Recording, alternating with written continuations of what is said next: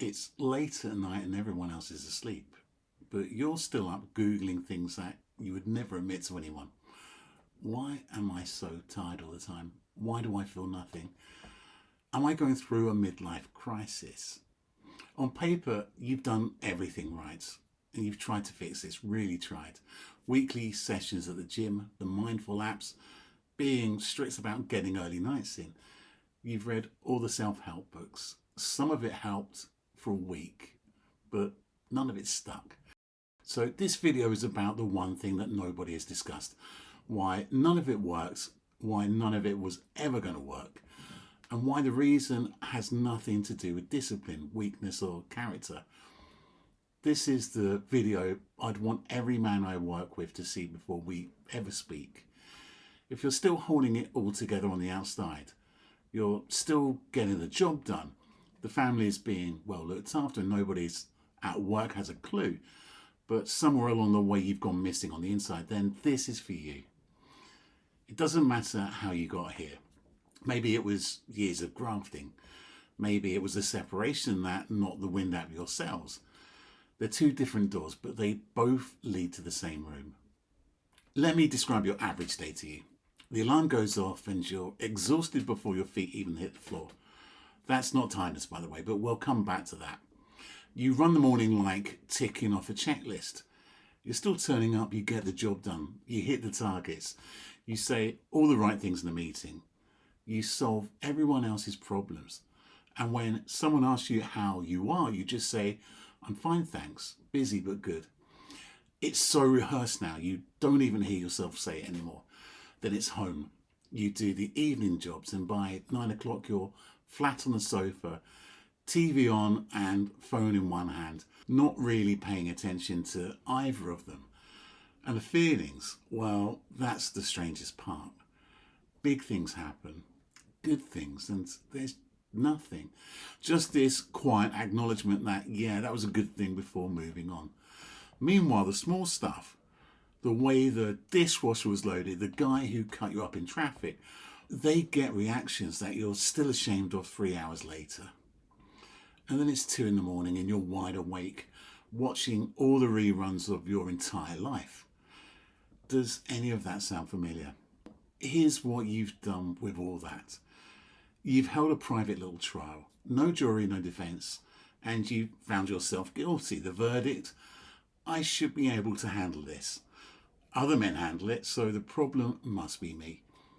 I'm not disciplined enough, not strong enough. I should be more grateful. Well, that verdict's wrong.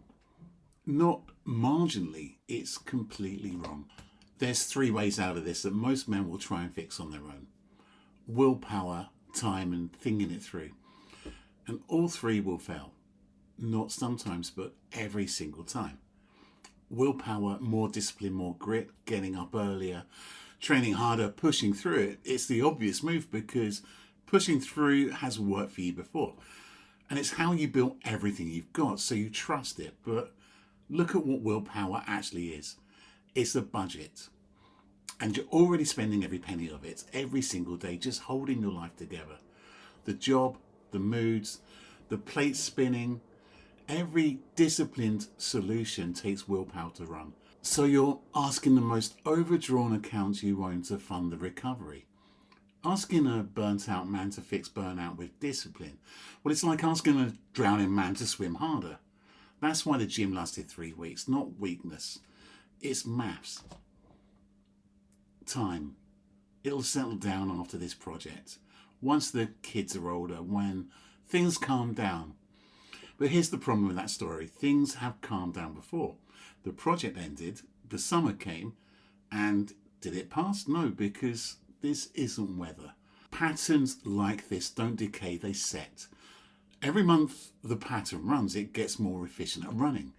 It stops being something you're going through and starts being something you are. It's bought furniture. It's not planning on leaving. Waiting isn't neutral. Waiting is training it.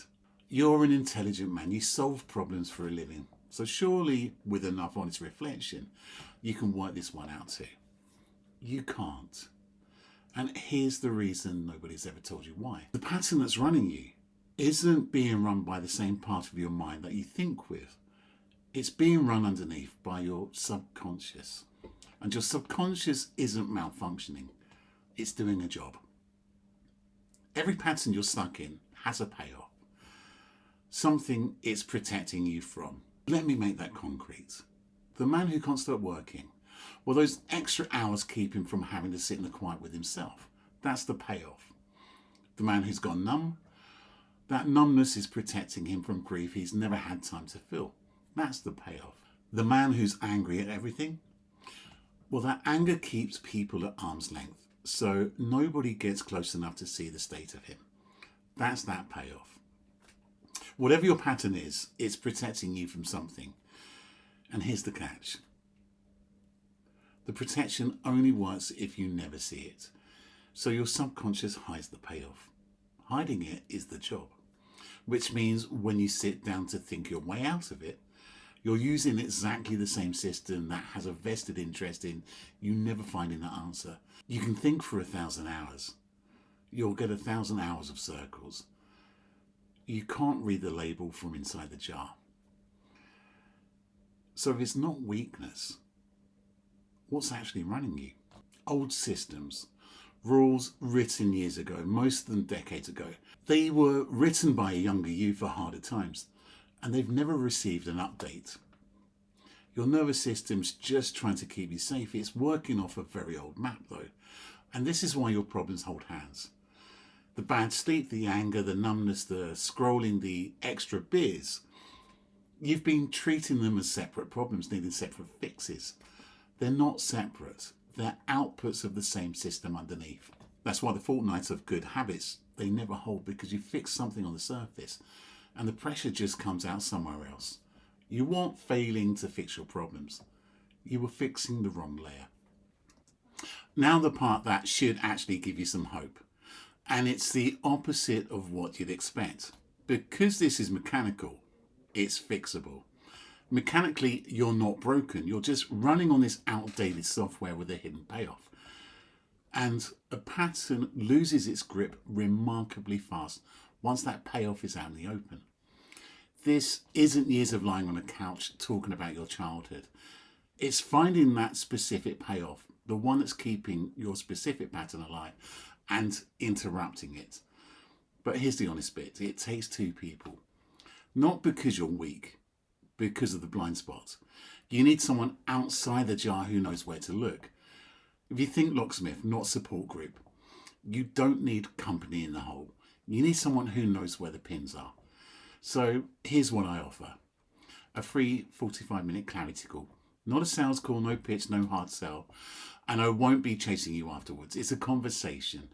You'll leave with clarity on what's actually running your pattern and a roadmap for interrupting it. What you do with that is entirely up to you. You've spent so long now trying to fix this on your own. It was never a fair fight. Link below. Book a call. Let's talk.